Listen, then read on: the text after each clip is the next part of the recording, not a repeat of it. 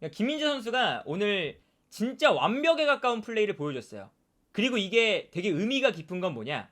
오늘 프랑크푸르트의 공격수가 무안이라는 선수인데 이 무안이가 현재 분데스리가에서 가장 폼이 좋은 선수입니다. 얼마나 좋냐? 무안이의 최근 기록을 보시면요. 월드컵에서 무안이가 프랑스와 아르헨티나의 그 결승전에서 아주 잘했던 선수잖아요. 교체로 나와서 이 선수가 월드컵 이후에 폼이 엄청 좋아요. 오늘 나폴리와의 경기 전까지 프랑크푸르트가 월드컵 끝나고 7경기를 치렀거든요. 근데 7경기에서 무안이가 공격 포인트를 한 경기 빼고 다 기록했습니다. 그리고 7경기에서 7골과 2개의 어시스트를 기록하고 있었어요. 한 경기당 1개의 공격 포인트 이상을 기록하는 선수였던 거죠. 그런데 이 선수를 오늘 김민재가 분데스리가 현재 최고의 공격수를 완전히 틀어막아 버린 거죠. 이게 어마어마한 성과라고 볼 수가 있겠는데 김민재 선수의 오늘 기록을 보시면요. 무안이랑 싸웠는데 이 무안이를 얼마나 잘 막았느냐. 경기 전체에서 모두 다 1위입니다. 일단 첫 번째, 볼 경합 상황. 오늘 14번이 있었는데 12번을 승리했어요. 대부분 이제 무안이랑 싸웠는데 무안이에게 볼 경합 상황에서 대부분 이겼다는 거죠. 이 12번, 볼 경합 상황에서 12번 승리한 게 오늘 경기 전체에서 1위입니다. 세부적으로 들어가면 공중볼 상황 5번 중에서 5번 100% 승리. 이것도 오늘 경기 전체 1위고요.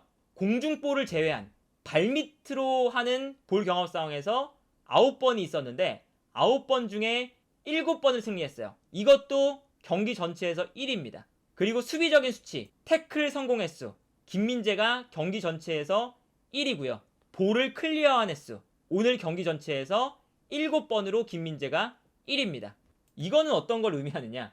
김민재가 오늘 경기에서 완벽하게 무안이랑 붙어서 무안이를 압살했다는 거예요. 그래서 오늘 어떤 게 있었냐면 무안이가 어떤 선수냐? 피지컬도 좋고 발밑도 유연하고 스피드가 정말 빠른 선수입니다. 빅클럽에서도 이 선수를 노리는 팀들이 많아지고 있어요. 워낙에 좋은 툴들을 많이 가지고 있는 선수라서 예를 들면 오시맨보다는 약간 피지컬적으로 또 직선적인 플레이는 부족하지만 약간 유연한 플레이를 할 수 있는 오시맨이라고 보시면 되거든요. 근데 이 선수를 아무래도 피지컬이 좋다 보니까 처음에는 프랑크푸르트가 오시맨과 김민재의 볼 경합 상황들을 만들어줬습니다. 그래서 경기 장면을 보시면요. 아무래도 무안이가 폼이 좋다 보니까 무안이 쪽으로 롱패스를 뿌려줄 때가 많았어요.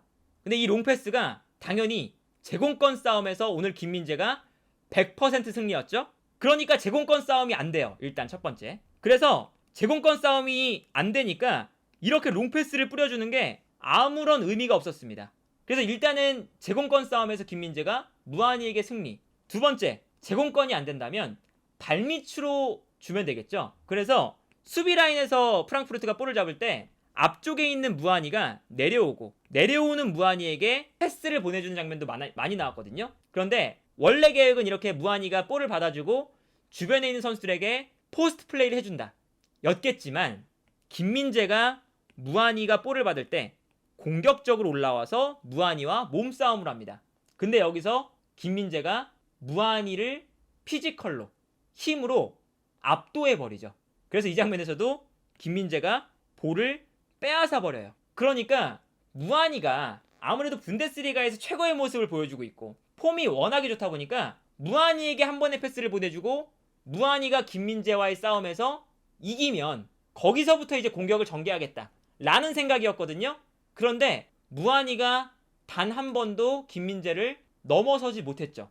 그래서 무안이가 어떤 선택을 하느냐, 아까 말씀드렸지만 무안이는 스피드도 빠른 선수예요. 그래서 무안이가 중앙에서 안 되니까 약간 측면으로 돌아나가기 시작합니다. 이 선수가 때에 따라서는 측면 공격수로도 나올 수가 있거든요. 그래서 이제 월드컵 결승전에서도 이 선수가 측면에서 뛰었죠. 무안이가 중앙에 있는 김민재가 워낙에 피지컬적으로 좋다 보니까 측면으로 뛰어나가기 시작합니다. 그래서 뛰어나가는 무안이에게 프랑크푸르트가 패스를 넣어주죠. 그리고 김민재가 이 무안이를 따라가기 시작하는데 이 장면에서 일반적으로는 공격수가 수비수보다 훨씬 더 유리해요. 왜냐? 공격수는 이미 뒤에서부터 뛰어들어오고 있으니까 스피드가 붙어있는 상황이고 수비수는 오프사이드 라인을 만들어야 되니까 멈췄다가 패스가 들어가면 뛰기 시작해요. 보통 그렇죠? 심지어 이 상황은 무한이의 오프사이드로 판정이 됐습니다. 그러니까 무한이가 더 빨리 뛰어들어갔다는 소리죠. 그런데 무한이의 가속도가 붙어있는 상황에서 김민재가 스타트가 조금 더 늦을 수밖에 없는 상황에서 김민재가 무한이의 스피드를 따라가고 심지어는 무한이보다 훨씬 더 앞으로 달려나가면서 무한이의 볼을 빼앗아냅니다. 이러니까 무한이가 미치는 거죠. 피지컬적으로는 김민재에게 안 됐고 제공권도 안 됐고 그래서 측면으로 돌아뛰었더니 김민재가 측면으로 돌아뛰는 이 무한이의 스피드를 따라 나와서 잡아버리고 이러니까 이 김민재가 무한이를 오늘 경기에서 완벽하게 그냥 틀어막은 거예요. 그리고 결국에 무한이가 측면으로 나와서 플레이하다가 무리한 플레이가 나오면서 퇴장까지 당했죠. 그리고 무한이가 퇴장을 당하면서부터 김민재가 훨씬 더 자유로워졌거든요. 그러니까 당연하게도 나폴리가 뭐 김민재 선수가 아무리 정말 좋은 폼을 보여주고 있어도 무한이 또한 분데스리가에서 정말 뛰어난 공격수이기 때문에 라인을 마음 놓고 올릴 수는 없어요. 당연하게도. 그래서 김민재 선수가 전반전 그리고 무한이가 퇴장당하기 전까지는 라인을 마음껏 올리진 않았습니다. 근데 무한이가 퇴장당하니까 라인을 마음껏 올리거든요. 그래서 오늘 김민재의 히트맵을 보면요 엄청나게 올라옵니다. 하프라인을 넘어서까지 올라오는 모습을 볼 수가 있었죠. 그래서 이런 수비 장면이 나타납니다. 하프라인을 올라와서 상대 공격수를 압박하기 시작합니다. 그래서 프랑크푸르트가 패스를 전개할 때 김민재가 중원까지 올라와서 볼을 끊어내고요. 여기서 그치지 않고 더 높은 지역까지 또 올라와서 볼을 끊어내는 모습을 볼 수가 있어요. 그리고 자기가 볼을 끊어내서 심지어는 높은 지역에서 볼을 끊어내다 보니까 뛰어들어가는 오시맨에게 자신이 직접 결정적인 패스까지 넣어줬죠. 그래서 이 장면이 잘만 됐으면 여기서 오시맨의 득점을 어시스트 할 수도 있었어요. 물론 여기서 오시맨이 패스 미스를 하면서 볼을 빼앗겼지만 이게 사실은 김민재가 무한이를 완벽하게 막아냈고 무한이가 퇴장당하면서부터는 라인을 완전히 높여서 상대를 전방에서 압박하기 시작했거든요. 그리고 심지어는 자신이 중요한 키패스까지 넣어주고 심지어는 올라와서 볼을 잡았을 때 자신이 직접 드리블 돌파를 시도하고 심지어 이 드리블 돌파도 잘해요. 잘해서 높은 지역까지 볼을 끌고 올라온 다음에 자신에게 수비수가 쏠리니까 주변에 있는 선수에게 패스를 보내줍니다. 오늘 김민재가 하고 싶은 플레이를 정말 마음껏 했고요. 김민재 옆에 있는 라흐마니를 정말로 잘 만났습니다.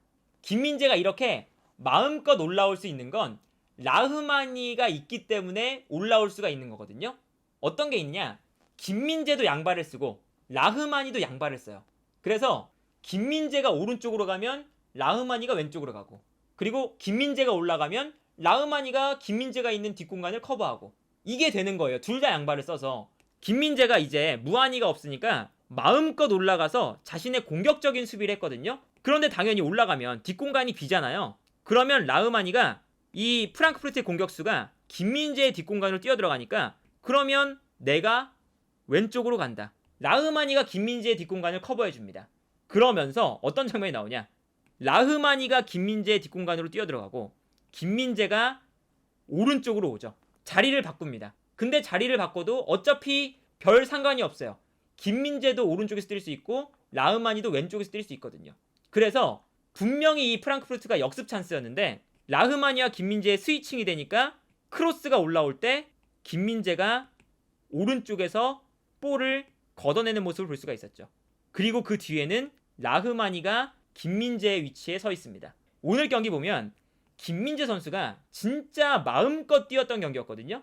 수비면 수비, 무한이와의 대결에서 이기고 뭐 빌드업도 오늘 패스 시도 횟수 오늘 경기 전체 1위 132회 그리고 패스 성공 횟수 125회 경기 전체에서 1위입니다. 그러니까 오늘 경기는 김민재가 이제 무한이가 퇴장당한 이후부터는 마음껏 올라와서 자신의 빌드업 능력을 뽐냈고 볼터치도 많이 했고 심지어는 하프라인 올라와서 공격 가담도 했고 심지어는 키패스를 넣어주는 장면도 있었고 그러니까 이게 김민재 선수가 오늘 경기 챔피언스 리그 토너먼트 데뷔전인 거잖아요. 챔피언스리그 토너먼트로부터 가면 이제 완전히 최상위 클래스의 선수들만 만나게 되거든요. 그런데 그 첫 경기에서 분데스리가 현재 최고의 공격수로 평가받고 있는 무하니를 완벽하게 압살했다. 여기에 더해서 자신의 공격적인 수비와 자신의 좋은 빌드업 능력까지 뽐냈던 경기였다. 한국 선수니까 더 좋게 보는 경향이 있거든요. 한국 선수들을. 그런데 김민재 선수는 그런 것을 제외하고 봐도 지금 유럽 전체에서, 전 세계에서 김민재보다 좋은 활약을 보여주는 센터백이 없습니다. 정말 이게 객관적으로 봐도 김민재보다 잘한다고 평가를 받을 수 있는 선수가 지금 없어요. 티아고 실바, 아라우오 이런 선수들이 지금 정말 잘하고 있거든요. 정말 잘하고 있는데 뭐 김민재보다 이 선수들이 못하다고 볼 수도 없지만 이 선수들이 김민재보다 잘하고 있다고 볼 수도 없어요. 그러니까 김민재보다 지금 높은 위치에 둘 수 있는 선수가 없다. 그 정도로 김민재가 잘한다. 이 선수는 정말 칭찬을 받아도, 무한한 칭찬을 받아도 되는 선수다. 그래서 챔피언스리그 16강이지만 8강, 더 넘어선 4강, 더 높은 곳까지 올라가면 김민재의 평가는 훨씬 더 높아질 거다. 그리고 그런 경기들이 더 기대된다.